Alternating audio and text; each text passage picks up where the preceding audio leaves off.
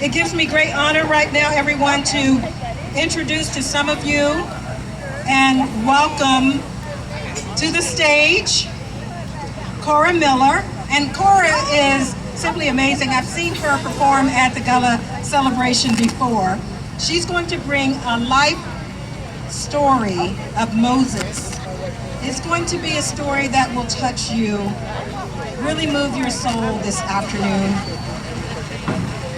Ms. Miller's artistry and storytelling is connected to the resilience and the strength of our ancestors. Are you ready for Cora? Are you ready? All right, so Cora Miller making her way to the stage right now.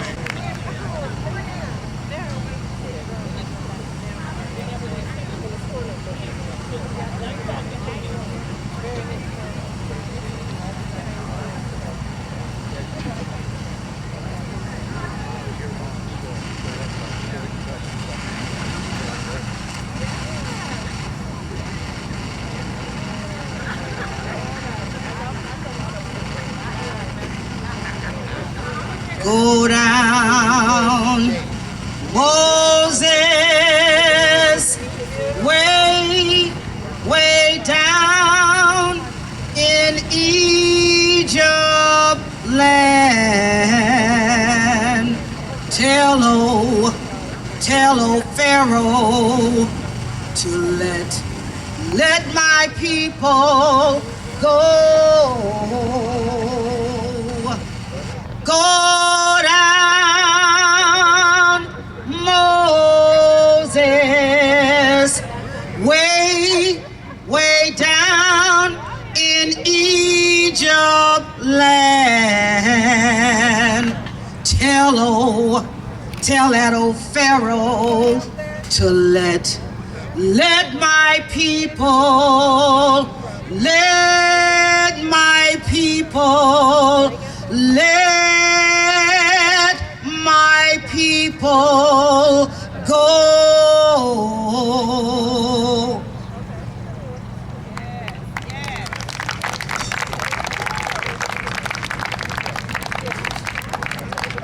I come to you today, an old woman. I've done all my freeing of slaves, and now I am planted myself in Albany, New York. You know, I took everybody mostly up there to Canada, but then some of the older elders, they stayed in Albany at a house that I had built for them. But let's go back just a little bit through my life. When I was a young girl, a little girl, slavery came at an early age. When you could walk and you could carry a piece of wood, or if you could carry a piece of cloth, master say, it's time for that child to be working. Because you know us ain't been nothing but a piece of property. You know that, ain't it? Yeah. They didn't look at us like a people. They looked at us like a piece of property. So when I was at the age of 5, I remember master rented me out. Because see, that's how they made their money, by renting us out. And master rent me out, and I've been a teeny little somebody. I wasn't nothing big old. I was a little teeny child. Ain't nothing big about me. Matter of fact, my nickname been Minty. But I had to go down to the muskrat traps. Do you know what a muskrat trap is? That's them big old rats, almost big as that dog over there. And I'd have to clean them at 5 years old. See, right now I'm a little ill.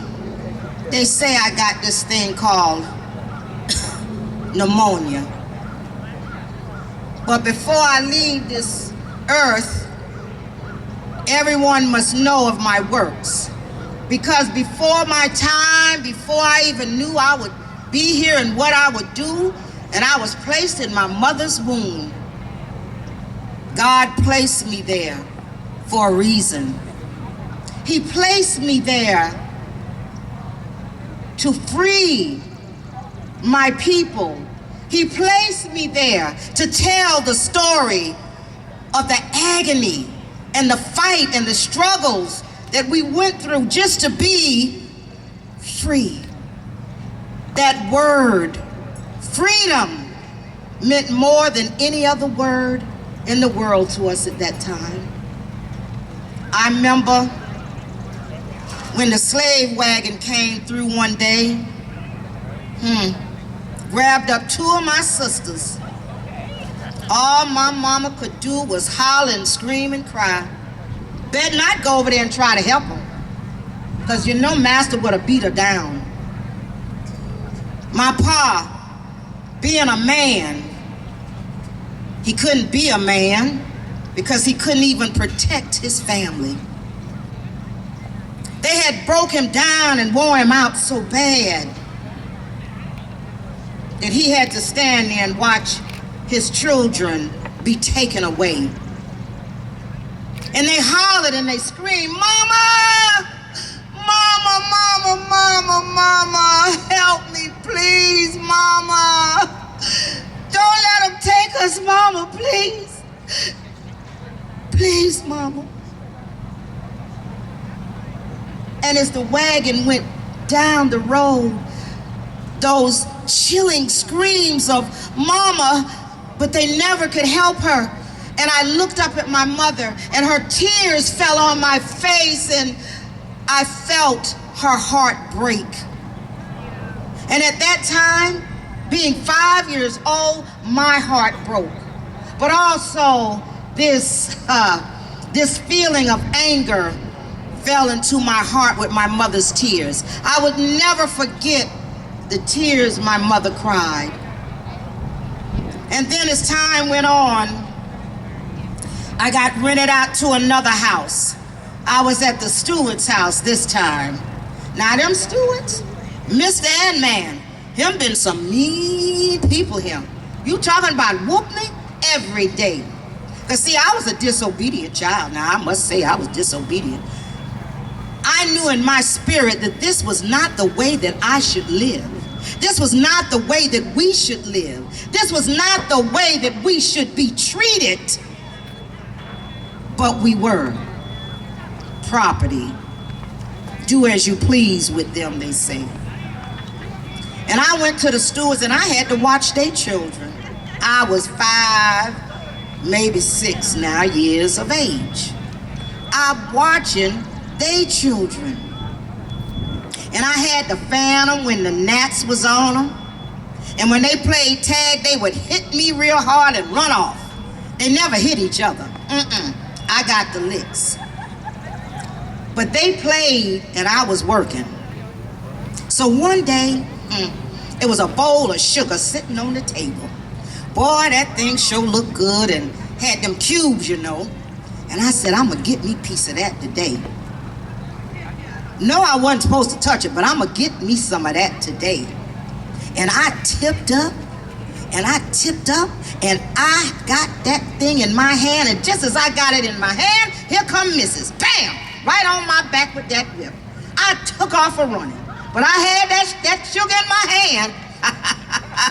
Wasn't gonna get me that day. Not that day. Then I remember as time went on, Master told my mama I wasn't no good because I kept getting sickly. And they had to keep sending me back home to the Brackus house. He told my mama, Ree, that's what he called her. Her name was Harriet, but he called her Ree. Ree, that gal ain't worth nothing. I'm gonna have to get rid of her. My mama said, please, master, don't send my child off.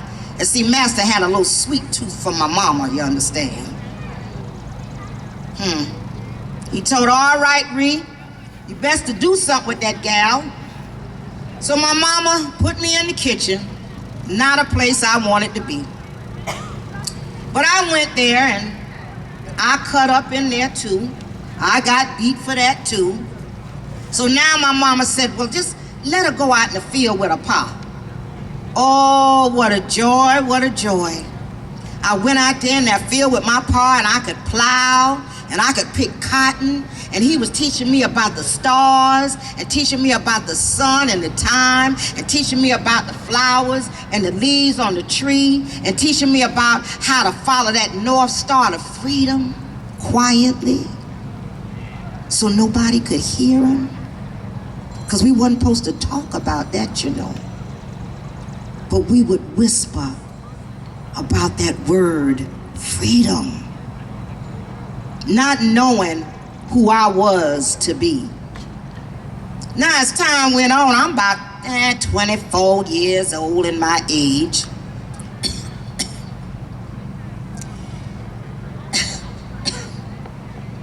And it was this man. He was a Mandingo man named John Tubman. Ooh, you talk about something good as an iced tea, tall and dark as chocolate. So Master let me and John Tubman get married because he figured us gonna have some strong children, because I was a strong woman and John been a strong man. Then that gonna get Master some more money, because now he gonna have some more strong children. You know what I'm talking. Didn't know at that time I couldn't bear any children. None at all. Couldn't read, couldn't write. That was forbidden, first of all. But I became John's wife. And I worked beside him, feeling that one day we would earn enough money so I could buy my freedom. Because see, John was a free man. He was already free. Well, one day the time come and I said, John, we got enough change now. We can go on up there and ask Master if you know if I could get free. You think that? You know what that man did? Do you know what the man did? Say what? The man looked at me like I've been fooled. Told me, woman, if you try to run, I gonna tell Master and he gonna sure enough beat you or kill you. This is the man that I love. This is the man that I call my husband, my partner. He telling me he gonna tell Master so I can get beat. I said, okay, John, being obedient as I could be. So I went on ahead about my business. But see, it was one thing about me and the Lord. He had his hands covering me at all times. He had angels watching over me at all times. And see, sometimes the Spirit, I don't know if y'all know nothing about these things, you know, the Holy Spirit would come and speak to me. And I would listen. I would listen to her. And she told me, your time is coming, Harriet. Coming? What I'm coming for? Your time is coming to run. Oh, that's all I needed to hear. So I got two of my brothers, because we had heard that they was about to get sent out, and they was getting ready to get on that slave wagon. So we was gonna make that run. And we got out and we ran. All them boys got scared. They wanna go back. Well, if they go back, I got to go back too, because they gonna tell on me. So I went on back. Again, I got beat. They got beat. But still in my heart of hearts, I knew my time was coming. So another night, the Holy Spirit spoke to me and said, Harriet, the time is near. I said, okay. See, this time I wasn't taking nobody but me with me, because they wasn't gonna hold me back. And when I took off, when the Holy Spirit told me to go and run, I ran. And I ran, and I ran, and I ran, and I ran until I was tired and I couldn't go no farther. And I looked and I didn't know where I was at. I said, oh Lord, where you done put me now? What I'm gonna do? What I'm gonna do? They gonna come and they gonna take me, and Master Show gonna kill me this time, because I done run off. This ain't just like I got mischievous doing something. He gonna kill me this time, oh Lord. And the Holy Spirit said, go dig yourself in the tater hole. I said, the what? The tater hole. So I went and I dug myself up under the tater hole, and I fell asleep. See, I had spells from a lick I got upside my head some time back. And I got in that hole and I fell asleep. I don't know how many days, I don't know how long it was. But when I woke up, I was some kind of hungry and some kind of thirsty too. And I saw a hog pen over there. I said, I'm going over there. Holy Spirit, what should I do? The Holy Spirit told me to go and feast. So I crawled out of that tater hole, and I went and I pushed them hogs aside, and I got up in there with them hogs, and I ate up me some slop and drunk up me some water till I got full. And then the Spirit said, run, Harriet, run. And I broke out and I ran again. When I stopped again, I was at the line of freedom, Philadelphia's line. And when I looked at my hands, I wanted to know, were they new? And when I took a breath of air, it seemed like it was new air. It was clean, it was fresh. It was freedom's air. So when I went on into town and got introduced and I got into the slave book, and as time went on, I missed my family. So I said, I'm going back. I'm going back and get my family. They told me, no, Harriet, you can't go back. I said, yes, I can, and I will. And I did go back. And when I went back, I got my 2 brothers that were scared to go the first time. My sister wouldn't run. She was scared. But some other people who lived near, they said they wanted to go. I took all of them, and we traveled at night. Because see, the bounty hunters weren't out as much at night, and it was darker so you could get in and out of things. You know what I'm saying? I took them straight on to freedom. And when I went that time, I said, I'll go again. And when I went again, I got my mother and my father. Oh, they was up in age, but I didn't care. I wanted them to die on free land, not enslaved land.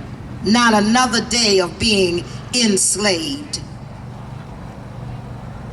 And then as the time came on, they started this new law saying if they find these slaves, they was gonna take them back to their masters. Oh, no, no, no, no, no. Well, we got to travel a little farther, so we gonna travel on up to Canada then. They ain't messing with us up there in Canada. I took my parents all the way to Canada. And then now, as the time goes on, the abolitionaries are starting to fight for us. The Quakers are starting to fight for us to help us with our freedom. And they heard about me.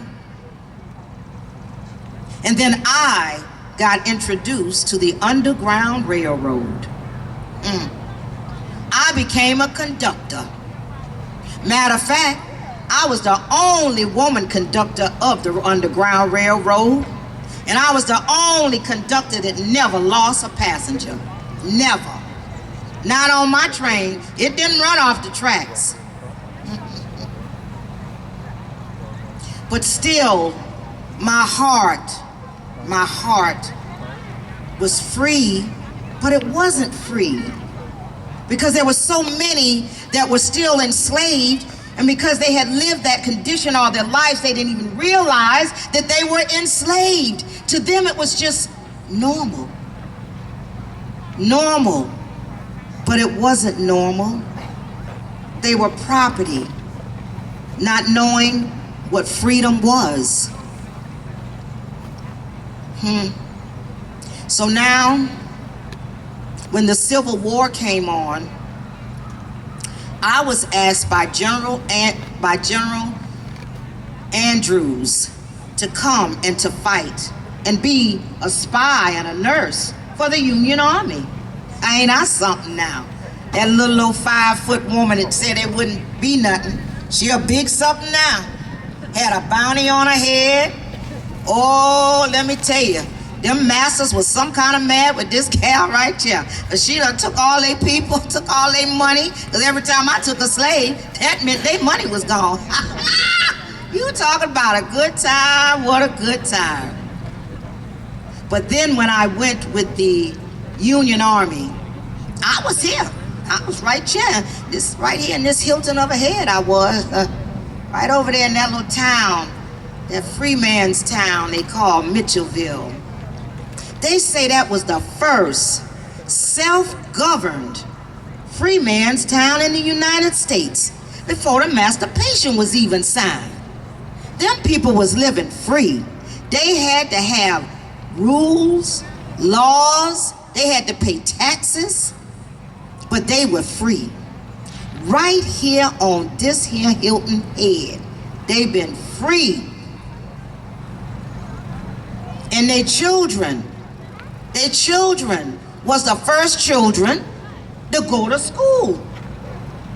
Mandatory, compulsory learning they had for them. Sure did. And they didn't call them enslaved, they were contrabands of the Union Army. But then after that came a raid. Again, they asked me to go and lead this raid because they wanted some black soldiers. These men who wanted to be free, they wanted to fight for their freedom, so they was gonna join the Union Army. I went over there on that Combahee River and I brought out 750 men, little old 5-foot me. Went over there. Can you imagine 750 men following behind little old me? You can't even imagine one man following behind me, but I had 750 men to come out. And they came out and they fought for our freedom. They fought with the Union Army for our freedom. Our freedom. And now as the times start going down for me, and as I said, I ended back up here in Albany with my house and getting a little older, but I married me another man. His name was Nelson Davis. Oh, he was a little younger than me, but that was all right. He was one of the men that I got off that Combahee River, you know. Oh, but we were happy. And then I adopted one of my nieces to be my child. So I had a wonderful life. I did great things for my people. But my body is tired now. And I'm 93 years old. 93. And time is running out for me. Oh, freedom. Oh, freedom, my Lord.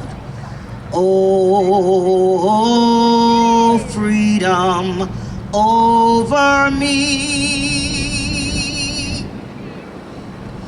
And before I'd be a slave, I'd be buried in my grave and go home to my Lord and be free. Won't you sing with me?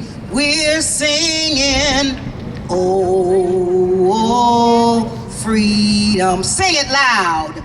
Oh, freedom, my Lord. Oh, freedom over me. And before I'd be a slave, I'd be buried in my grave go home to my Lord and be free.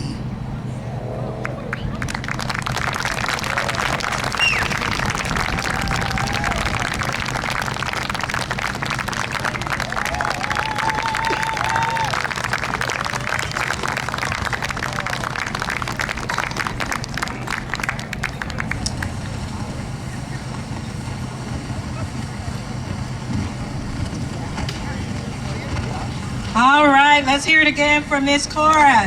You're amazing. Miss Cora, let me just stop you in your tracks for a minute, because I really want to talk to you. You know, I've seen you perform here at the Gullah celebration before, and you tell a good, true story. What inspired you to tell this particular story? Well, today, it is always about her life and about her struggles, but I wanted you to see her in her form as she got older, because you all usually when y'all see me, I'm in my freedom fighting clothes.